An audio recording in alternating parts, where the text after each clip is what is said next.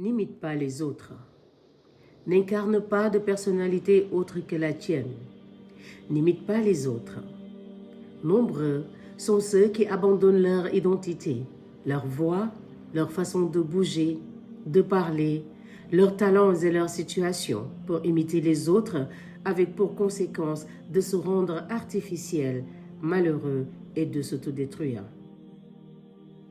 Depuis Adam alayhi salam jusqu'au dernier enfant, jamais deux personnes n'ont été parfaitement similaires en apparence. Pourquoi alors rechercher cette ressemblance dans les manières et les goûts? Tu es unique. Nul n'a été exactement comme toi dans le passé et nul ne le sera dans le futur. Tu es totalement différent d'un tel et d'un tel. Ne t'efforce donc pas à suivre et à imiter aveuglément les autres. Avance selon ta propre nature et tes propres dispositions. Le Coran te rappelle. Et tout d'un coup, 12 sources en jaillirent et certes, chaque tribu sut où s'abreuver. Coran 2, verset 60.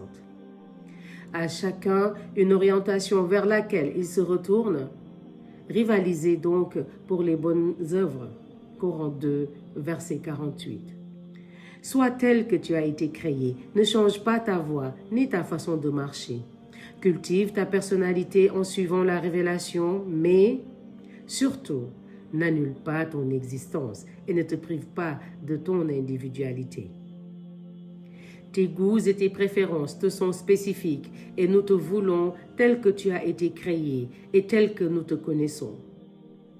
Le prophète Mohammed sallallahu alayhi wa sallam a dit que nul d'entre vous n'imite les autres. Les gens, dans leurs caractéristiques, sont comparables au monde des arbres et des plantes, sucrés et acides, grands et petits, etc. Nos différents langages, couleurs, talents et capacités sont des signes du Créateur, le Tout-Puissant. Ne les renie donc pas.